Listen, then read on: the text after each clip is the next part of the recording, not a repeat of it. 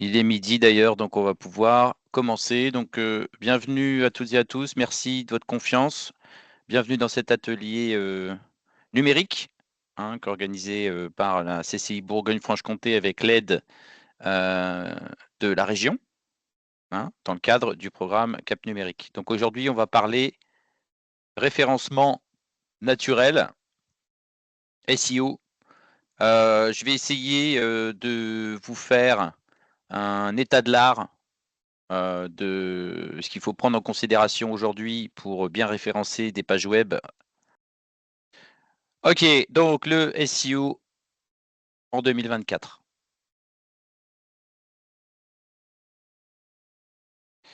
Donc on va parler évidemment de ce que ça implique en termes de visibilité, puisqu'aujourd'hui le référencement naturel a réellement un gros impact sur la visibilité que peut avoir votre entreprise sur Internet. C'est même un levier majeur du succès de votre entreprise.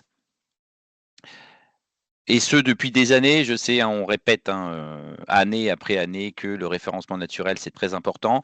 Je vais essayer de brosser un portrait cohérent de ce que c'est que le référencement naturel et de ce qu'il faut être capable de faire pour être bien positionné dans les résultats de recherche.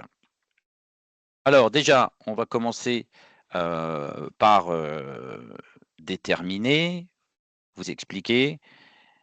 Pour ceux qui ne sont pas spécialistes du domaine ou qui en ont entendu parler de loin, qu'est-ce que c'est que le référencement naturel? Donc le référencement naturel, c'est l'art de créer des pages web qui vont réussir à matcher l'intention des internautes. Vous savez que le métier de Google, c'est d'être en mesure de comprendre l'intention de l'internaute quand il fait une requête dans le moteur de recherche et de lui servir des résultats qui répondent à sa demande, qui matchent son intention. Et c'est le fonds de commerce de Google. C'est-à-dire que si aujourd'hui Google a autant de parts de marché, c'est parce qu'ils sont très bons dans ce domaine-là. Alors, on parle évidemment de Google. Je vous rappelle que sur le marché, il existe d'autres moteurs de recherche, notamment un moteur de recherche français qui s'appelle Quant. Il existe également le moteur de recherche Microsoft Bing, il y a Yahoo Search, il y a DuckDuckGo, il y en a vraiment une tripotée qui fonctionnent tous plus ou moins de la même façon. Néanmoins, force est de constater que en termes de qualité des résultats, Google est toujours devant et ils vont essayer de le rester. Donc, créer une page qui matche l'intention de l'internaute. Le SEO, c'est également être capable de proposer une expérience de navigation intuitive et fluide à l'internaute. C'est-à-dire qu'une fois que vous avez répondu à sa question, que vous avez proposé une page web qui est en corrélation avec ses problématiques et ses interrogations, au moment où il arrive sur votre site web, le travail n'est pas terminé. Il va falloir être en mesure de distiller les informations de façon intuitive et fluide.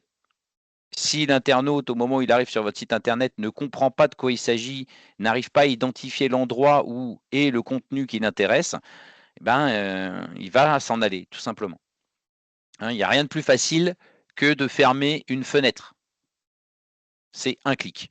Voilà. L'internaute est une créature très volatile. Et enfin, le SEO, qu'est-ce que c'est? Le SEO, c'est aider les robots des moteurs de recherche à comprendre la nature de votre contenu. Évidemment, vous le savez, il y a des centaines de milliards de pages web, donc il n'y a pas d'humain qui va faire le travail à 100%. Il y a des humains qui travaillent, on en verra, enfin on en parlera tout à l'heure, ce sont les quality raters, ça existe, mais ils font qu'une petite partie du travail. La majeure partie du travail d'indexation est réalisée par des algorithmes automatiques. Donc, si vous aidez ces algorithmes à comprendre le contenu de votre page, c'est tout bénef pour vous. Alors, on va faire un petit point sur le vocabulaire. hein, puisque, comme souvent en marketing, il y a un petit peu de jargon spécifique, hein. Donc quand je parle de SEO, je veux bien entendu parler de Search Engine Optimization, hein, donc l'optimisation pour les moteurs de recherche. Vous allez également m'entendre parler de SERP, d'accord? Donc j'ai pas l'intention de cueillir du gui, pardon, mais SERP, c'est l'acronyme, de Search Engine Result Page. Donc en fait, c'est la page des résultats de recherche qui est servie par un moteur de recherche en réponse à votre requête. Et cette SERP, elle va nous servir de métronome pour évaluer la qualité du référencement de vos pages, en fonction de telle ou telle requête. Hein, il suffit de regarder, quelle est, à quelle place vous êtes positionné dans les résultats de recherche. Alors je vous mets, rapidement une capture d'écran, de la SERP Google. Voilà, bon, vous connaissez ça, toutes et tous, évidemment. Vous allez faire des recherches sur internet probablement quotidiennement, donc vous connaissez, ce type de page. Alors évidemment, le SEO, c'est un levier de croissance totalement incontournable pour toutes les entreprises. Néanmoins, il faut être conscient que, la très grande majorité des internautes ne cliquent que sur les 3 premiers résultats de la SERP. Donc concrètement, qu'est-ce que ça signifie? Eh bien, être en page 2 des résultats, c'est quasiment la même chose que d'être invisible. Le SEO a la faculté de vous ramener, entre guillemets, «gratuitement», hein, je mets bien entre guillemets parce que en réalité, il y a beaucoup de travail, derrière un site qui est bien référencé, donc c'est pas tout à fait vrai, de dire gratuitement. Mais, une fois que le travail est fait, ben, ça va ramener plus de la moitié du trafic sur, votre site web, hein. Si vous analysez, hem, Google Analytics et que vous regardez les sources de trafic qui, génèrent, hein, l'arrivée des internautes sur votre site, bah, vous allez voir qu'il y en a plusieurs, mais que la principale généralement c'est, le trafic naturel. On appelle le trafic organique. C'est les gens qui vont faire des requêtes sur les moteurs de recherche et qui sont redirigés vers les pages web de votre site. Et puis l'avantage, de ce trafic, c'est que si vous avez bien fait votre travail de positionnement, les gens qui vont arriver, sur votre site et ben, ce sont des prospects qualifiés. Parce que à la base, ils ont une problématique, ils ont une interrogation et que vous leur apportez une réponse, une solution à cette problématique, à cette interrogation.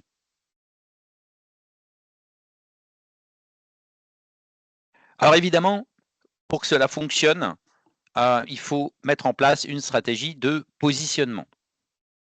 Bien positionner une page web, ça dépend principalement de la stratégie qu'on a mise en œuvre. Cet atelier n'est pas, dédié à la stratégie de positionnement, néanmoins je suis obligé d'en parler parce que c'est très important de comprendre ce concept.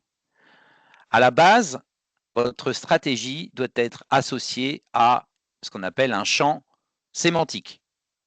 Donc le champ sémantique, en lexicologie, c'est un groupe de mots qui partagent les aspects sémantiques et qui sont utilisés dans le même contexte pour décrire un sujet spécifique. Donc avant de se positionner, vous devez inévitablement commencer par déterminer sur quoi vous souhaitez vous positionner. On peut réussir à générer du trafic, sur son site internet, mais rappelez-vous que l'objectif, c'est vraiment d'être capable de qualifier ce trafic, hein. Il vaut mieux, heu, avoir un peu moins de monde qui vient sur votre site, mais que chacune des personnes qui arrivent sur votre site est intéressée par ce que vous proposez, plutôt que de générer un trafic délirant, mais tout le monde s'en va, d'accord? Une question de positionnement de curseur, il faut générer du trafic, mais ce trafic doit être qualifié et pour, y parvenir, il faut mettre en place une stratégie de positionnement. Donc en fait, ce qu'il faut vraiment retenir dans ce que je viens de vous dire, c'est que de par la nature intrinsèque du fonctionnement des moteurs de recherche, il est impossible d'être bien positionné pour n'importe quelle requête. Donc, vous devez, avant d'envisager de référencer une page, définir un champ sémantique sur lequel vous allez positionner cette page. C'est vraiment une étape incontournable et cruciale dans le succès de votre stratégie de positionnement. Si vous voulez plus de détails sur les étapes qui sont nécessaires pour mettre en place une stratégie de positionnement, je vous invite à revoir éventuellement l'atelier qui s'appelle Comment bien rédiger pour le web, que j'ai animé il y a 2 ou 3 mois, je crois, et qui est disponible sur la chaîne YouTube de la CCI de Lyon. Donc nous allons maintenant faire le point sur la façon dont les moteurs de recherche, et en l'occurrence Google, va parcourir et indexer les pages de votre site web. C'est important de comprendre comment ça fonctionne parce que du coup, ça va vous permettre de mieux définir la façon dont vous devez aborder le sujet de la rédaction du contenu pour le web. Donc, comment fonctionne un moteur de recherche? Donc en fait, les moteurs de recherche tels que Google, ils vont utiliser des processus extrêmement complexes pour être capables d'organiser, de classer le contenu des milliards de pages web qui existent. C'est ce qu'on appelle l'indexation, d'accord? Et il y a une différence entre l'indexation et le référencement naturel. L'indexation, bah, vous êtes dans l'index, ça veut dire que Google sait que vous existez. Le référencement naturel, c'est faire en sorte que non seulement Google sait que vous existez, mais en plus, vous ressortez haut dans les résultats de recherche, hein. Rappelez-vous, si vous êtes en page 2, en page 3 ou en page 10, vous êtes invisible. On se rappelle évidemment que le but des moteurs de recherche, c'est de rendre l'internaute satisfait des résultats qui lui ont été servis. Et donc, le moteur de recherche et les algorithmes vont devoir comprendre à la fois la nature de la requête de l'internaute, mais également le contenu de vos pages web, de façon à pouvoir matcher les deux. Donc, Google dispose d'une armée d'algorithmes. Alors, je dis des robots, mais bon, concrètement, ce sont des algorithmes, hein, des programmes informatiques qui vont parcourir Internet sans relâche, hein. On les appelle ça les crawlers. Et ils vont, ces algorithmes, analyser plusieurs choses sur votre site Internet. Ils vont analyser le visible, hein, donc l'interface utilisateur, et ils vont également analyser l'invisible, donc ce que l'internaute lambda ne voit pas quand il est sur une page web. Alors, à l'aide de nombreux algorithmes, Google va déterminer la position de votre site dans les résultats de recherche selon 3 paramètres principaux. Ces paramètres, c'est l'intention de recherche, c'est la pertinence du contenu et c'est la qualité du contenu. Je vais essayer de vous détailler ces 3 paramètres principaux parce que c'est très important de bien comprendre comment cela fonctionne. Donc évidemment, pour être bon, il faut être capable de bien comprendre l'intention de recherche des internautes. Et on va pouvoir, en règle générale, hein, classer ces intentions en 4 catégories principales. On va déjà avoir l'intention informationnelle. Donc en gros, ça c'est un type de requête qui attend une réponse, hein. L'internaute cherche explicitement une réponse à la question qu'il a posée au moteur de recherche. On va avoir l'intention transactionnelle. Donc là, l'internaute a l'intention d'acheter un produit ou un service. On va avoir l'intention de navigation. Donc là, l'internaute cherche un résultat qu'il a déjà identifié auparavant et il souhaite y retourner. Et il va juste taper le nom du site dans le moteur de recherche de façon à pouvoir retourner facilement sur le site où il a déjà été. Voilà, c'est une intention de navigation. Et puis, on va avoir l'intention de localisation. Donc là, on va chercher à localiser un lieu physique dans un périmètre géographique précis. Voilà les 4 intentions de recherche principales des internautes sur le web. En ce qui concerne maintenant le paramètre numéro 2, la pertinence du contenu, et ben en fait, Google et les autres moteurs de recherche, évidemment, vont essayer de répondre à l'intention de recherche de l'internaute de la meilleure façon qu'il soit.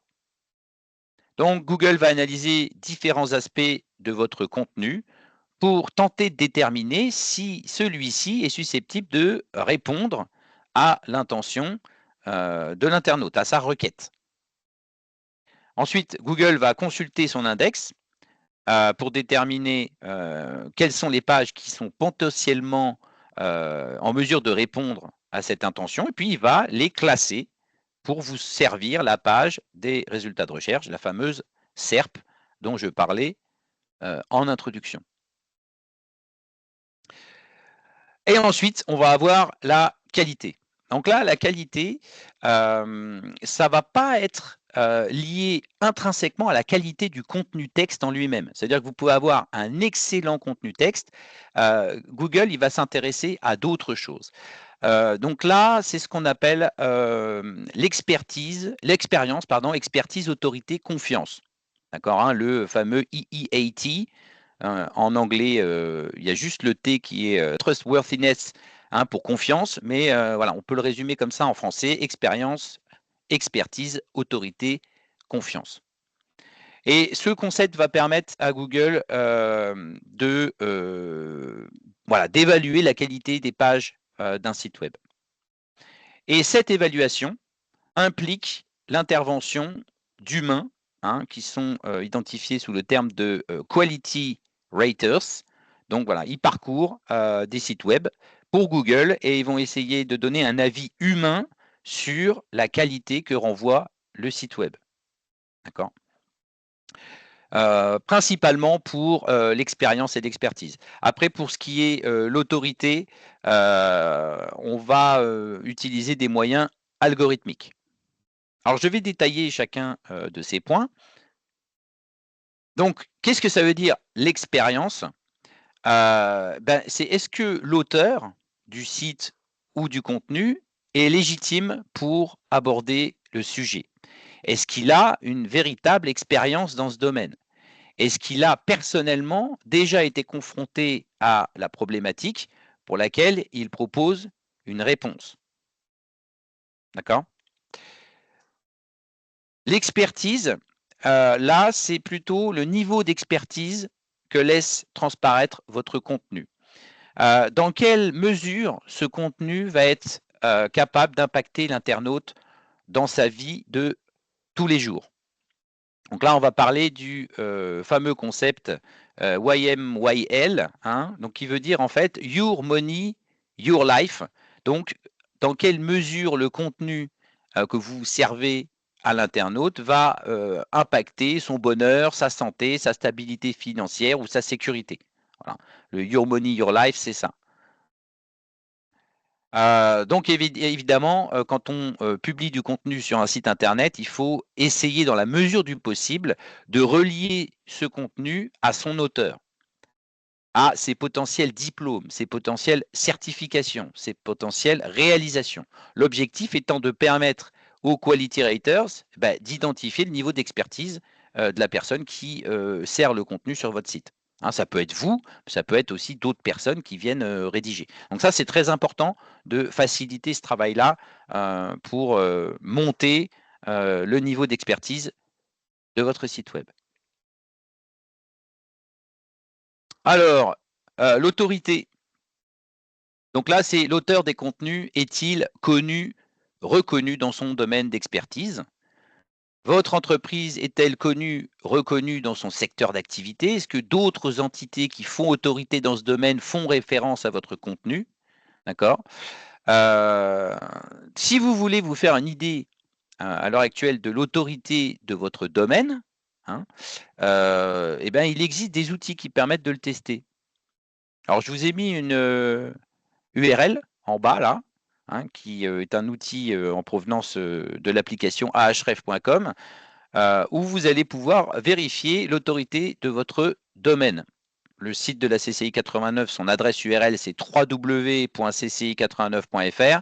Et ici, je me contente de mettre cci89.fr, c'est ça mon nom de domaine. Et donc, vous voyez, j'ai 48 sur 100. Avec 7200 backlinks qui pointent vers mon site et 364 sites différents qui renvoient des liens vers le site de la CCI. Donc, je vous invite à tester si vous êtes curieux pour votre site internet. Ça va vous donner des informations sur l'autorité de votre domaine. Donc, cette autorité, elle joue, hein. Plus vous avez une autorité forte et plus vous remontez dans les résultats de recherche. Et puis ensuite, on va parler de la fiabilité, hein, donc trustworthiness, qui est la métrique quasiment la plus importante des 4, hein, en tout cas pour Google. Donc là, l'objectif, c'est de prouver que vous êtes une vraie société qui a pignon sur rue et que vous êtes sérieux, hein. Donc, on va essayer de montrer ça sur son site internet en proposant des informations institutionnelles valides et précises sur votre entité. Est-ce que votre entité a une existence légale, hein, par exemple un numéro de SIRET, une adresse physique pour pouvoir se rendre sur un site physique? Est-ce que d'autres entités qui font autorité connaissent et reconnaissent votre entreprise? Voilà, on va également parler de la sécurisation de votre site. Donc, est-ce que vous utilisez un système de chiffrement pour la confidentialité des données? Est-ce que vous proposez une protection qui est suffisante à vos utilisateurs? Est-ce que vous avez bien détaillé votre politique de confidentialité, vos CGU, vos mentions légales? Voilà. C'est tout ce genre de petites informations auxquelles il faut faire très attention. Hein, c'est pour ça que généralement, la page à propos, euh, elle est très importante, hein. Alors, en termes de référencement naturel pur, ça n'a pas d'intérêt. Vous n'allez pas l'indexer, cette page à propos. Mais ce n'est pas parce que vous ne l'indexez pas que Google ne va pas aller voir ce qu'il y a dedans.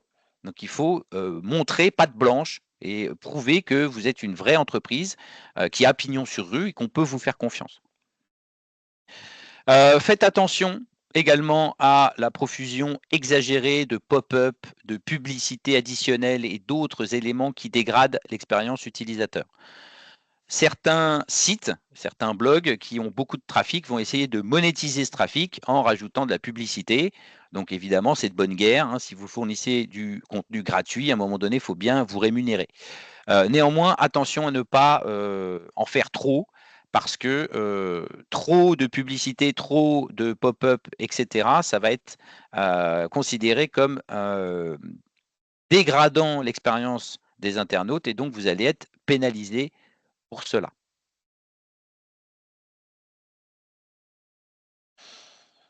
Ok, allez, on passe à la partie suivante. Donc, le contenu est roi ou content is king. Donc, vous avez déjà entendu parler cette phrase, j'en suis sûr.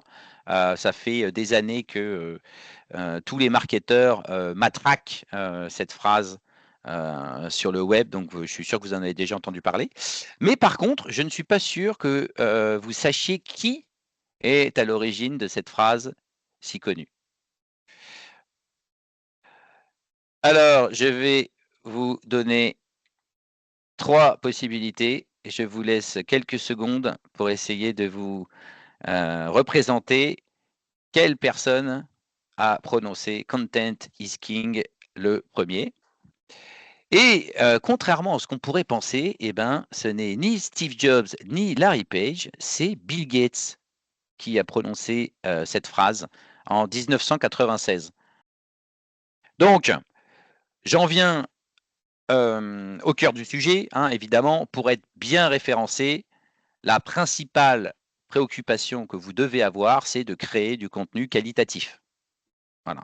Hein, parce que vous pouvez être bon partout, si votre contenu n'est pas bon, vous ne serez pas bien référencé. Et pour créer du contenu qualitatif, il faut se rappeler de la chose suivante et être capable de répondre à cette question, c'est quel est l'objectif du contenu web?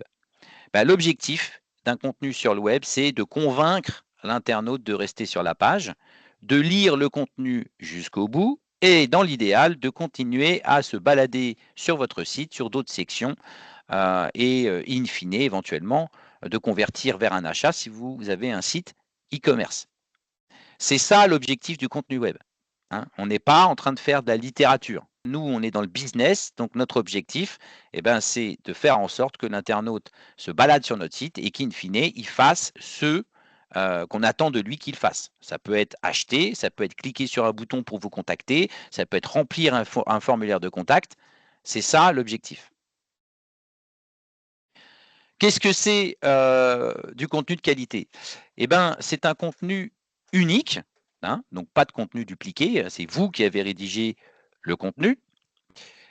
C'est un contenu qui est facile à lire et facile à comprendre. C'est un contenu qui apporte une réelle plus-value à l'internaute, qui répond à son intention de recherche. C'est un contenu évidemment qui est bien articulé et qui est cohérent, qui cite ses sources, et un contenu qui est bien rédigé et qui ne contient pas ou le minimum de fautes d'orthographe. C'est ça du contenu de qualité. Donc c'est pas facile d'y arriver, c'est pas non plus impossible, hein, ça demande du travail, mais le jeu en vaut la chandelle. Allez, quelques conseils en vrac pour faire du contenu qualitatif. On commence toujours par mettre un titre accrocheur et explicite sur sa page pour capter l'attention. On résume l'essentiel du contenu dans un chapeau. Rappelez-vous toujours que l'internaute est en mode lecture rapide. Donc, si vous lui facilitez la tâche, c'est tout bénef pour vous. Pensez toujours à définir une idée directrice de façon à ne pas partir dans tous les sens. Développez au maximum une idée par paragraphe. Mettez en avant les idées clés avec toutes les techniques de mise en page qui existent, le gras, le souligné, etc. Utilisez les listes à puces et les sous-titres pour bien articuler, bien segmenter votre contenu. Rédigez des phrases simples et courtes. On n'est pas en train de faire un concours de littérature. Les figures de style, ce n'est pas forcément très adapté sur le web. Je ne dis pas qu'il ne faut pas en utiliser, mais il faut rester sur des phrases faciles à lire, faciles à comprendre. Pensez évidemment à enrichir votre contenu texte avec des médias de qualité, donc les images, les vidéos, les animations, les infographies. C'est du contenu qui est facile à consommer et très apprécié par les internautes. Rappelez-vous, les internautes, il y a un paradoxe à bien comprendre, c'est que l'internaute, il veut toujours un maximum d'infos. Par contre, il est feignant, il ne veut pas lire. Donc, il faut essayer de réussir à lui distiller les informations sans qu'il ait besoin de passer 20 minutes à lire tout votre contenu. Donc, l'avantage d'utiliser des illustrations, c'est que ça permet parfois de s'affranchir, de rédiger des phrases qui sont très compliquées, alors qu'on veut expliquer un concept qui est relativement simple. Et si on voulait le faire qu'avec des mots, c'est parfois compliqué. Donc, on se rappelle la citation de Confucius, « Une image vaut 1000 mots ». Donc, pour simplifier un petit peu, on peut dire que le référencement naturel, c'est 40% de qualité de contenu, 40% de réputation et 20% de gains marginaux. On va parler un peu justement de ces gains marginaux maintenant. Et on ne peut pas parler de référencement naturel sans parler de ce qu'on appelle traditionnellement les balises HTML critiques. Donc, HTML, c'est le langage qui est utilisé pour représenter les pages web. C'est un langage qui est universel. Toutes les pages web utilisent le HTML. C'est un langage à balises qui va permettre de structurer le contenu d'une page. Je vous ai mis une capture d'écran. Pour ceux qui connaissent un peu, vous allez reconnaître le langage type XML avec des balises qu'on ouvre et qu'on ferme. Dans une page web, vous allez avoir la partie visible. hein, c'est ce qui s'affiche dans votre navigateur, et vous avez une partie invisible, hein. Généralement, on appelle ça les méta-informations, les métadonnées. Ce sont des données qui vont être à destination soit du navigateur, soit des robots qui parcourent votre site. Et c'est là qu'on va parler des balises HTML critiques. Il y en a deux, il y en a même trois si on considère les balises titres, mais on va parler du titre de la page et de la méta-description. Donc ces balises, elles sont situées dans l'entête des pages web, donc vous ne pouvez pas les voir. Enfin, vous pouvez, mais il faut faire une petite manipulation sur son navigateur. Par contre, les robots, eux, ils vont aller les voir immédiatement. Et ça va leur permettre à ces robots d'obtenir des informations sur la nature du contenu de votre page. Donc, ce qui est important de comprendre, c'est que ces balises, elles ont un impact qui est indirect, d'accord, hein, c'est pas parce que vous avez une balise métadescription de mauvaise qualité que ça va influer négativement sur le positionnement de votre page web. Par contre, il y a un impact indirect sur le référencement naturel. Je vais essayer de vous expliquer pourquoi. Donc ces balises, bien entendu, dans la mesure du possible, faites en sorte qu'elles soient uniques et qu'elles soient spécifiques à chacune de vos pages web. La balise titre, c'est le titre que vous allez donner à votre page. Donc là, ce qu'il faut se rappeler, c'est que ce titre doit décrire la nature du contenu de votre page, hein. Ce n'est pas la peine d'essayer de faire du racolage. Ce sera plutôt pénalisé qu'autre chose. Et la longueur de cette balise doit être entre 60 et 70 caractères pour éviter que le titre ne soit tronqué dans l'extrait qui s'affiche dans la page des résultats de recherche. Je vous mets une capture tout à l'heure qui vous permettra de bien comprendre. La balise métadescription, c'est la description du contenu de votre page web. Donc là, on va avoir un peu plus de place pour décrire la nature du contenu de la page web, hein. On va être sur 160 caractères par rapport au titre. Ce qu'il faut savoir, c'est que cette balise métadescription, et c'est là que l'impact indirect et sous-jacent se trouve, c'est qu'elle va s'afficher dans la SERP, cette métadescription. Et vous allez pouvoir l'utiliser pour essayer d'inciter les internautes à cliquer sur votre extrait plutôt que sur les autres. Voilà. Bon, les algorithmes de positionnement vont bien entendu regarder votre titre et votre métadescription et essayer de voir si ça correspond bien au contenu de la page. Alors la capture dont je vous parle, elle est là. Et vous voyez le titre qui s'affiche, hein, donc ça c'est la balise titre qui ressort dans l'extrait Google, et ensuite la description.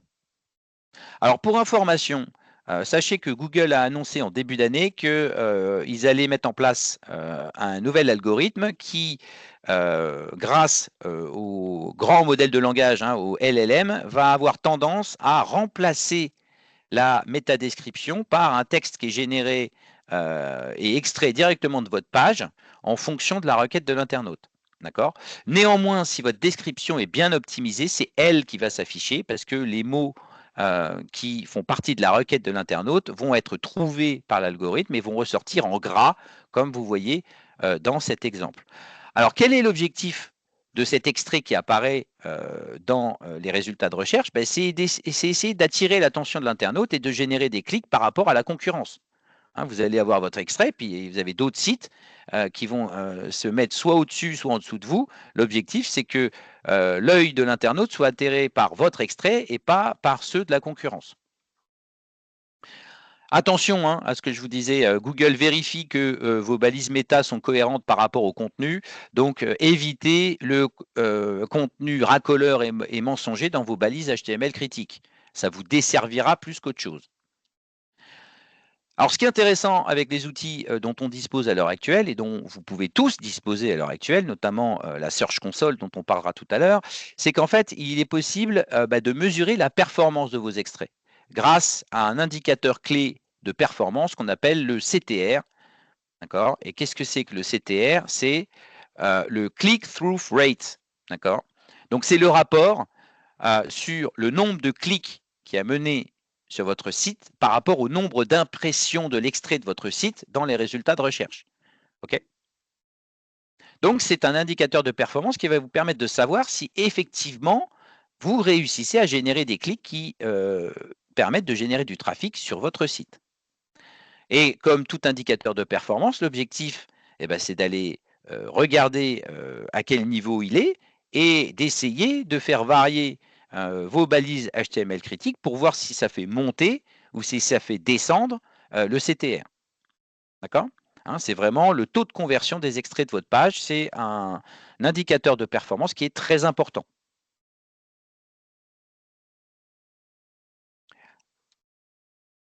OK, on parle maintenant de structure des URL. Alors pour information, hein, URL, ça veut dire Uniform Resource Locator, hein, donc c'est ce qui est utilisé sur le web, hein, en combinaison avec la résolution DNS pour vous permettre d'arriver sur le serveur web qui héberge la page et sur la bonne page. D'accord? Donc on indique en gros où se trouve la ressource web sur Internet.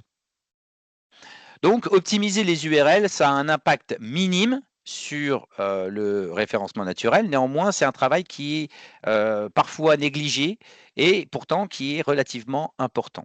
Pourquoi? Eh bien, parce que l'URL, c'est la première chose que l'internaute et le robot qui parcourt votre site voient. Donc, on va essayer, dans la mesure du possible, d'avoir ce qu'on appelle des URL user-friendly. D'accord? Donc, elles doivent être courtes, elles doivent être simples et épurées.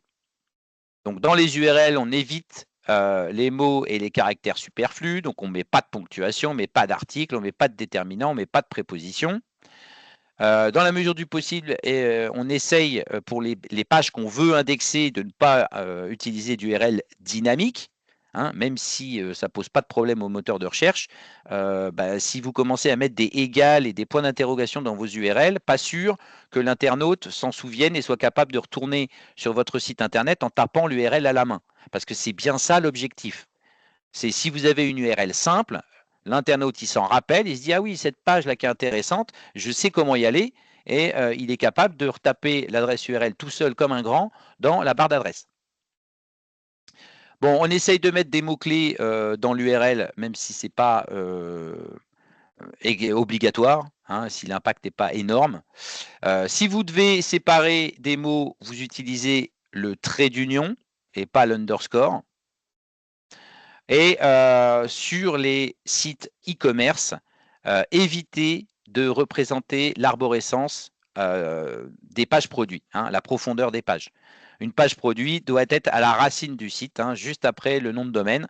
Ça évite de montrer au moteur de recherche qu'il y a une grande profondeur dans votre site internet et que les pages sont difficilement accessibles.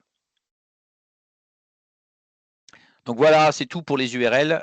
Néanmoins, c'est des petits conseils que je vous recommande de bien vouloir noter. Allez, on fait un petit point sur le netlinking.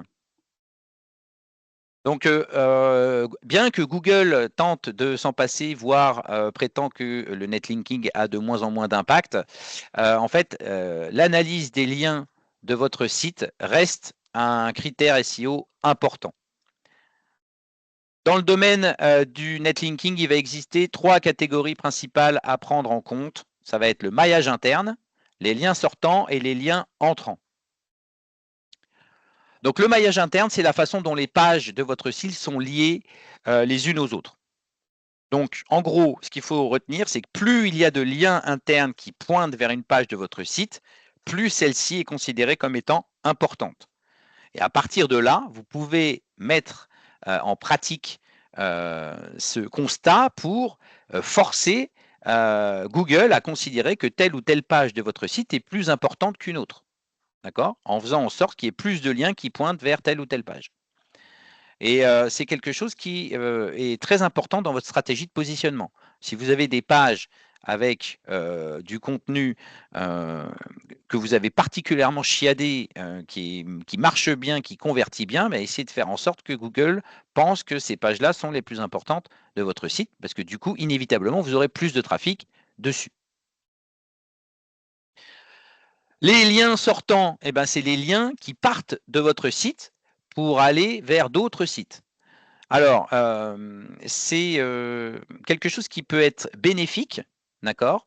Néanmoins, il faut savoir que quand vous faites sortir un lien de votre site, vous allez envoyer un petit peu de réputation SEO sur le site cible, qui va du coup en bénéficier, d'accord.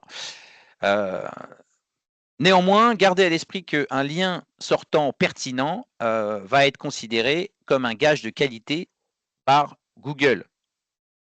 D'accord? Donc ça veut dire que si vous, je ne sais pas, faites un lien qui pointe vers un article Wikipédia, bah, n'ayez pas peur, ce ne sera pas négatif pour votre site web, au contraire. Donc les liens sortants, vous devez les utiliser, mais vous devez faire attention à ne pas trop en mettre sans réfléchir. Sachez, d'un point de vue technique, pour ceux qui sont un peu plus techniques, que vous avez la possibilité, quand vous créez un lien sortant, de dire à Google de ne pas le prendre en compte. Hein, c'est un attribut qu'on met sur la balise lien. On lui dit no follow. Donc ça veut dire ne suis pas ce lien, ne le prends pas en considération. Ça vous permet de mettre des liens et de ne pas laisser sortir de jus SEO. Voilà. Donc ça permet d'être cohérent dans sa stratégie de netlinking. Et ensuite, nous avons évidemment les fameux backlinks ou les liens entrants. Donc là, on a vu tout à l'heure là sur le site de la CCI 7300 backlinks. C'est un lien qui pointe vers le site, vers votre site. D'accord. Donc ce lien, il provient nécessairement d'une balise A, hein, qui est le lien hypertexte en HTML. Et plus votre site a des liens qui pointent vers lui, et plus sa réputation va augmenter. Et ça va aider au référencement de la page ou du site dans sa globalité.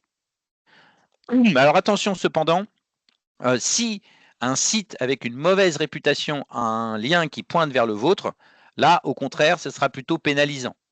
Donc sachez qu'il existe des outils, hein, notamment avec la Search Console, qui permettent de désavouer des backlinks problématiques. Donc si vous analysez vos backlinks et que vous voyez qu'il y a des sites de mauvaise réputation qui pointent vers le vôtre, vous pouvez tout simplement les désavouer, comme ça vous n'avez plus de problème. Donc impossible de parler de référencement naturel sans parler de vitesse de chargement. Hein. Vous vous doutez bien que l'internaute, quand il arrive sur un site internet, si jamais la page ne se charge pas ou qu'elle est trop lente, bah, il va partir. Et donc, du coup, Google aura raté son travail. Hein. L'objectif de Google, c'est que quand on lui propose des liens, l'internaute clique et il est content. Donc, la vitesse de chargement, c'est un critère SEO qui est très important. Google va être sensible aux pages qui sont bien optimisées et qui se chargent vite. Hein, donc la petite statistique, hein, après 3 secondes d'attente, il y a plus de la moitié des internautes qui ont déjà fermé la fenêtre et qui sont passés à autre chose. Donc il faut faire en sorte que vos pages se chargent vite.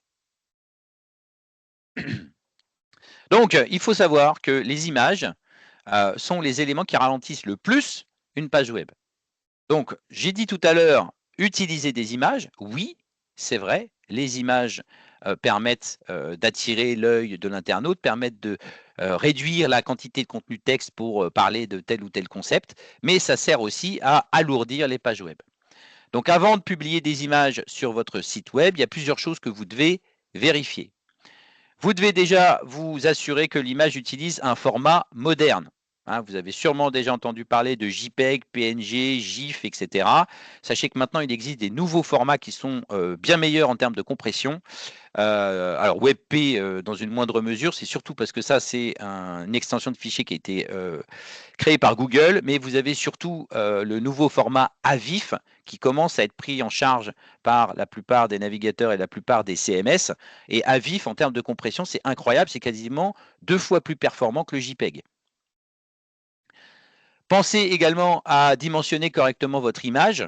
C'est-à-dire que quand vous téléversez une image sur votre site web, vous ne la téléchargez pas en 4000 pixels de large ou en 6000 par 4000, enfin avec une grosse résolution, c'est pas la peine. D'accord. Pensez à la compression sans perte. vous pouvez aujourd'hui utiliser des algorithmes qui permettent de compresser les images et c'est invisible à l'œil nu. C'est pour ça qu'on appelle ce type de compression sans perte. Et assurez-vous que votre site profite bien des attributs modernes HTML que sont src7 et size. En gros, je vous explique à quoi ça sert. src7, ça permet de définir un ensemble d'images au navigateur et c'est le navigateur qui, en fonction de la taille du terminal, va choisir quelle image charger. Donc ça veut dire que si vous êtes sur un écran de 50 pouces, il va vous charger la grosse image. Par contre, si vous êtes sur un téléphone mobile, il va vous charger une petite image et donc du coup, c'est beaucoup plus rapide. Bon, Sizes, c'est pareil, hein, mais ça fonctionne un petit peu différemment. Là, on va définir un ensemble de conditions pour le média et on va indiquer quelle taille d'image utiliser si les conditions sont satisfaites. Hein, le résultat est le même, mais en gros, c'est je ne charge pas une image énorme pour afficher sur un petit écran. D'accord. Donc ça, si vous savez faire, vérifiez que c'est actif sur votre site. Si vous ne savez pas faire, c'est à votre webmaster qu'il faut demander que votre site fonctionne bien de cette manière-là. Alors, on s'assure également de mettre en place une politique de cache cohérente. Hein. Donc, la mémoire cache, en fait, ça enregistre de façon temporaire une partie des données en provenance de votre serveur. Et donc, ce qui est intéressant, c'est quand l'internaute revient sur votre site Internet, il n'a pas besoin de tout télécharger. Et donc, le chargement de la page est quasiment instantané. Ça va très, très vite. Donc, la mémoire cache, c'est vraiment un facteur de performance très important. Hein, et ça participe à ce qu'on appelle l'user experience, l'expérience utilisateur. Comme ça, quand il revient sur votre site, tout est quasiment instantané. Alors, pensez à vérifier que vous utilisez les techniques de minification et de combinaison de ressources. À chaque fois que vous faites une requête HTTP, c'est-à-dire que le navigateur est obligé de demander au serveur web de lui servir une ressource, ça va prendre du temps. D'accord? Donc, plutôt que d'avoir 10 fichiers JavaScript qui va nécessiter 10 requêtes, ben, en fait, vous les combinez pour en faire un seul. Et donc, du coup, on va vous servir l'ensemble des données en une seule requête. Ça permet d'accélérer les relations entre votre navigateur qui est le client et le serveur web qui sert les ressources web.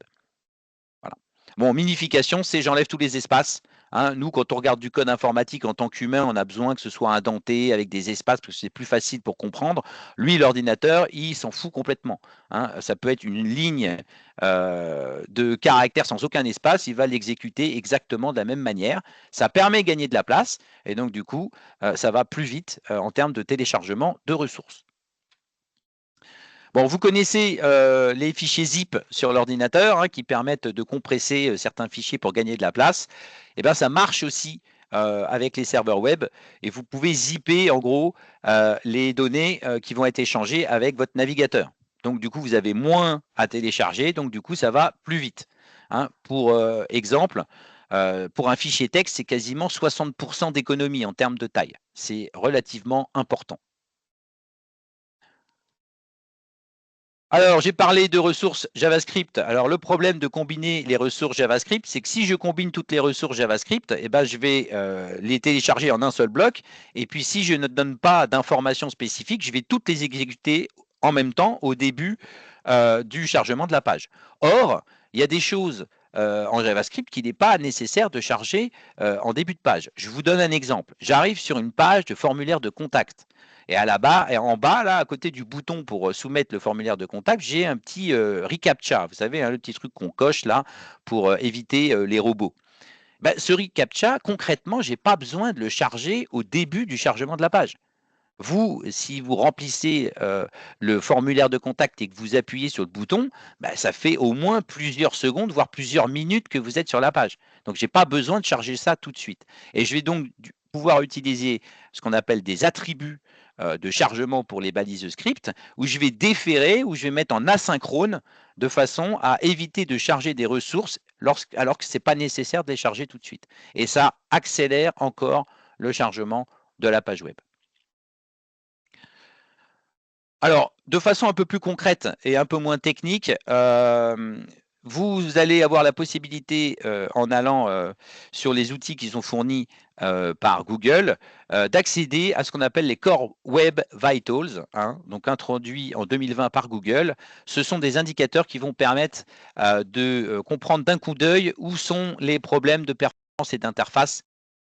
Donc vous avez trois valeurs. Donc vous avez le LCP, hein, le Largest Contentful Paint, c'est combien de temps il met à charger la ressource la plus grosse de votre page. Le First Input Delay, c'est le temps d'interactivité et de réponse du serveur. Et le Cumulative Layout Shift, c'est pendant que votre page elle se charge, est-ce que les éléments à l'écran bougent ou pas? C'est ce que j'explique sur ce slide. En gros, le LCP, ça va calculer combien de temps je mets à charger le plus gros contenu, hein, ça peut être une image, ça peut être une vidéo, ça peut être une ressource JavaScript, qui est située au-dessus de la ligne de flottaison. Donc en gros, pour savoir ce que c'est que la ligne de flottaison, quand vous arrivez sur un site internet, ben, vous regardez en bas de votre écran, et ben, tout ce qui est au-dessus, c'est au-dessus de la ligne de flottaison, et tout ce qui est en dessous, ben, c'est en dessous de la ligne de flottaison. Donc cette ligne de flottaison, c'est le bas de votre écran. Donc ces informations, ben, vous allez pouvoir avoir des détails sur qu'est-ce qui bloque, qu'est-ce qui est mal optimisé, et vous pouvez ensuite améliorer votre site internet. Allez, je fais un petit point sur les bonnes pratiques et après on parle de la fuite de données qui a eu lieu le mois dernier et on pourra conclure. Alors les bonnes pratiques en termes de référencement naturel, dans un premier temps, s'assurer évidemment de la compatibilité mobile.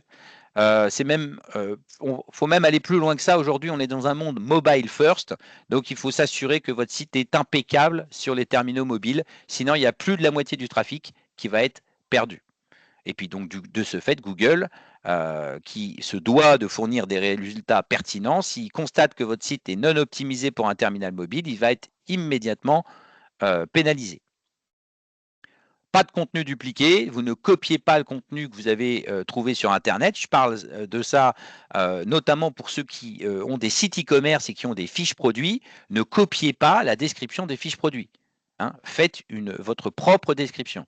Vous pouvez vous aider d'un LLM, vous pouvez vous aider de l'intelligence artificielle, hein, je vous le conseille, mais ne faites pas de copier-coller. Ne sous-estimez pas l'impact des images. Alors là, je ne parle pas de l'image en elle-même, mais plutôt du contenu de l'image, de son nom de fichier et de l'attribut alternatif de l'image. En fait, Google va donc utiliser toutes sortes d'algorithmes déjà pour regarder et comprendre le contenu de l'image. Ensuite, il va regarder son nom de fichier et ensuite, il va regarder ce qu'on appelle l'attribut alt qui est utilisé pour la navigation des non-voyants ou des malvoyants sur Internet. Ça a un impact SEO.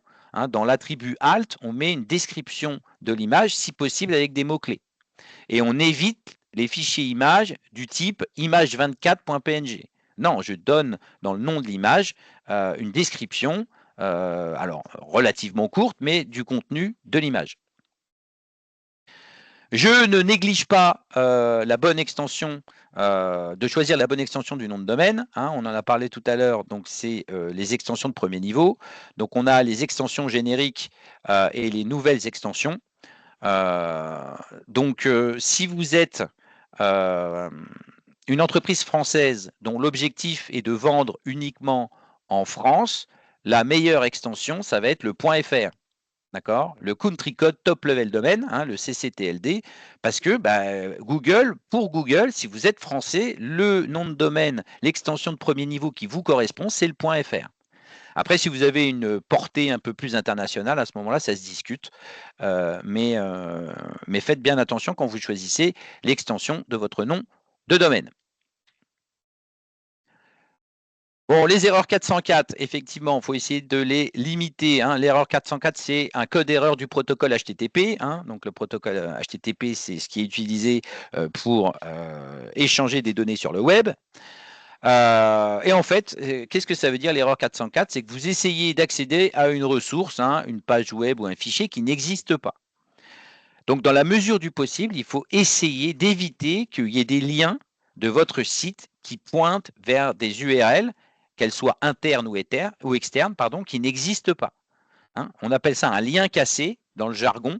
Et si vous avez trop de liens cassés sur votre site internet, Google considérera qu'il est de mauvaise qualité. Ah, on fait un petit point sur la Search Console. Donc la Search Console, c'est anciennement Webmaster Tool. C'est un outil qui est vraiment très puissant et qui est quasiment indispensable pour toute personne qui veut améliorer son référencement naturel. Ça permet de faire pas mal de choses, mais notamment de voir comment Google explore les pages de votre site, quelles sont les pages qui sont indexées, des pages qui ne sont pas indexées, comment elles sont référencées dans les résultats de recherche. Vous allez pouvoir détecter d'éventuels problèmes, connaître les statistiques pré-clic, et ça c'est vraiment très intéressant, notamment quelles sont les requêtes qui ont été tapées par les internautes et qui ont généré l'impression de vos extraits. Toutes sortes d'informations qui vous permettent de piloter le référencement naturel de votre site web. Allez, pour aller un petit peu plus loin également, on va parler de balisage sémantique. Donc là, c'est ce qu'on appelle les microdata. L'objectif, c'est d'améliorer la structure d'information de votre site web. Donc, c'est des trucs qui sont invisibles pour les utilisateurs, mais qui permettent aux robots d'avoir des informations précieuses sur votre entreprise, le type de contenu que vous avez publié, qui a écrit le contenu, dans quel contexte, quand est-ce qu'il y a eu des mises à jour, etc. Donc Google apprécie beaucoup ces informations sémantiques, à tel point qu'il y a un outil qui est maintenant intégré à la Search Console et qui vous permet de check si les microdata que vous avez intégrés à votre site sont correctement articulés. Si vous voulez en savoir plus, je vous invite à vous rendre sur schema.org. Bon, c'est un site qui est plutôt destiné aux informaticiens, mais si vous êtes curieux, ça vous donnera un petit avant-goût de ce que c'est que le balisage sémantique et pourquoi c'est important. Allez, je finis là sur les 6-7 derniers slides sur la fuite de données sur le fonctionnement de Google. Vous savez que le fonctionnement de Google est volontairement nébuleux, que personne ne sait réellement comment ça fonctionne. Ben, figurez-vous que début mai 2024, il y a 2500 pages tirées de documents internes à Google qui ont fuité sur Internet. Et ça nous révèle tout plein de choses, c'est cette fuite, notamment le fait que Google utilise plus de 14 000 attributs différents dans son algorithme de classement. Donc vous voyez que ce n'est pas un petit algorithme simple, c'est un truc ultra complexe. Voilà, donc il y a énormément d'informations. Évidemment, je ne vais pas vous résumer les 2500 pages, mais j'ai extrait les principales informations qui ont fuité dans les slides qui suivent. Je crois qu'il y a 5 ou 6 slides. Alors, la réalité sur l'autorité de domaine, on en a parlé tout à l'heure là avec l'outil qui permet de check l'autorité de domaine. Google a déclaré à de nombreuses reprises qu'il n'utilisait pas l'autorité du domaine pour le classement, alors qu'en fait, dans la fuite de données, on a bien trouvé l'existence d'un attribut qui s'appelle Site Authority et qu'il était utilisé pour évaluer l'autorité d'un site à son niveau global. L'impact des clics dans le classement. Donc, encore une fois, Google a toujours déclaré ne pas utiliser le CTR, dont on a parlé tout à l'heure, comme un signal direct pour le classement des pages. Et bien, dans la fuite, on confirme l'existence de deux systèmes qui s'appellent Navboost et Glue, et qui justement exploitent le comportement des internautes dans la SERP pour ajuster le classement, avec notamment, vous savez, le concept de pogo sticking, qui consiste à dire je vais dans la page des résultats de recherche, je clique sur un résultat, ça ne me plaît pas, je reviens en arrière et je clique sur un autre résultat. Et bien, Google, il utilise ça pour savoir qui, dans les résultats de recherche, propose un contenu qui est intéressant. Si vous restez sur la page, Google considère que donc c'est un clic long, considère que votre contenu est intéressant. Par contre, si la personne clique sur votre page et revient tout de suite en arrière sur la page des résultats de recherche, ça va être considéré comme un clic court et donc on va considérer que votre contenu n'est moins intéressant que la concurrence.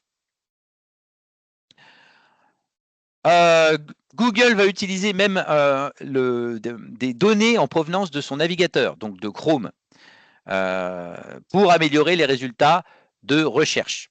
D'accord? Donc, ils vont regarder le nombre de clics, le temps passé sur les pages, le taux de rebond, ils vont analyser les cookies. Alors évidemment, Google le nie parce que en termes de confidentialité des données utilisateurs et de RGPD, c'est pas top, mais il semblerait qu'ils utilisent également des données en provenance de leur navigateur. Ensuite, la whitelist. Donc, effectivement, Google utilise des listes blanches pour certains secteurs, hein, notamment si on prend des secteurs très importants tels que le voyage, la santé, la politique, les élections. Google va identifier des sites de haute qualité et qui vont bénéficier d'un traitement préférentiel pour être sûr que les résultats qui sont servis aux internautes sont fiables. Hein, si vous allez acheter un billet d'avion, bah, vous voulez acheter un billet d'avion à une vraie compagnie qui est sérieuse et qui vend vraiment des billets d'avion, parce que sinon ça peut devenir très problématique. Hein. C'est un exemple pour les sites du secteur du tourisme et du voyage. Donc voilà, il existe des whitelists. Donc c'est pas la peine d'essayer de vous battre contre un site qui est whitelisté. Hein. Là, il n'y a juste rien à faire. 5.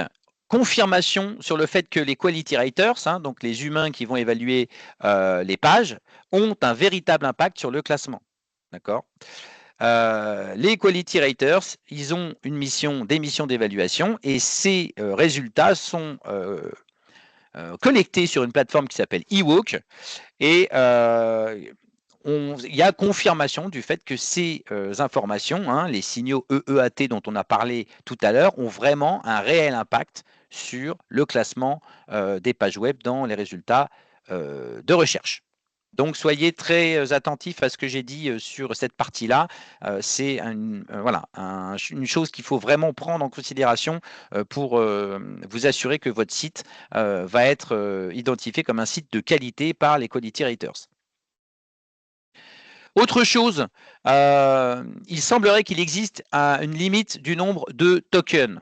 Hein. Google parle d'un système qui s'appelle Mustang. Alors, le nombre de tokens, j'en avais parlé dans mon atelier sur l'IA. En fait, les grands modèles de langage, ils vont décomposer les mots en tokens. Et ces tokens, ils font 4 lettres. Et donc, les mots sont composés de plusieurs tokens de 4 lettres. Eh ben, Google, en fait, a une limite au nombre de tokens qui sont utilisés pour comprendre le contenu d'une page. Donc, ça signifie qu'à partir d'une certaine longueur de contenu, les informations ne sont plus prises en compte pour évaluer la qualité du contenu de votre page. Et ça confirme la pertinence de l'utilisation de ce qu'on appelle la pyramide inversée dans l'articulation de votre contenu. Donc la pyramide inversée, c'est ça. J'en avais parlé dans ma partie, dans mon atelier sur le contenu, hein, bien rédigé pour le web. C'est on commence par mettre les informations importantes vers le haut et ensuite, petit à petit, on va distiller des informations qui sont de moins en moins importantes et des informations de second plan, on va les mettre à la fin du contenu. Bon, évidemment, il y a plein d'autres informations dans cette fuite de données et c'est pas possible de tout citer. Je vous mets quand même quelques informations en vrac pour conclure. Google utilise les cookies et l'historique de navigation pour affiner les résultats de recherche. Hein, ça veut dire qu'il regarde ce que vous avez l'habitude de chercher et il utilise votre comportement pour vous servir une SERP personnalisée. Les sites links, hein, donc c'est les espèces de raccourcis automatiques qui apparaissent sous les extraits de recherche. Eh ben, ce sont des informations qui remontent des clics collectés par Chrome. Google possède des algorithmes qui sont capables d'extraire aux environs de 300 métadonnées à l'intérieur des images. Donc, ils regardent les images et sont capables de récupérer des informations grâce aux algorithmes d'intelligence artificielle qui traitent les images. Il existe un filtre qui s'appelle Baby Panda et qui permet de faire du re-ranking. Ça, c'est quand vous avez fait des mises à jour de votre contenu. D'accord? Donc, ne négligez pas la mise à jour du contenu. Une fois que vous avez mis du contenu sur Internet, ça vaut le coup de retourner sur vos pages web et de mettre à jour ce contenu. Google va s'en rendre compte et vous aurez un mini boost une fois que vous aurez fait la mise à jour de votre contenu. Je vous parlais tout à l'heure également des indicateurs Your Money, Your Life. Ça, c'est vraiment très important et Google utilise clairement des indicateurs pour essayer de définir si votre contenu va impacter sur voilà, la santé financière, la santé tout court, le bien-être et la sécurité de l'internaute. Et en conclusion également, après ce que j'ai dit sur l'algorithme Baby Panda, il y a une prime à la fraîcheur qui est octroyée pour les contenus récemment mis en ligne. Donc quand vous poussez un contenu en ligne, il va être légèrement boosté pendant un petit moment. Après, il va retourner enfin, le boost sera terminé. Mais donc, ça vaut le coup de publier du contenu fréquemment. Donc voilà pour les informations principales pour la fuite de données. Je vais conclure pour vous rappeler que si vous avez des problèmes ou si vous avez des interrogations ou si vous avez besoin d'aide pour référencer votre site internet ou pour gagner en visibilité sur internet, vous n'hésitez surtout pas à contacter votre conseiller numérique sur le territoire ad hoc.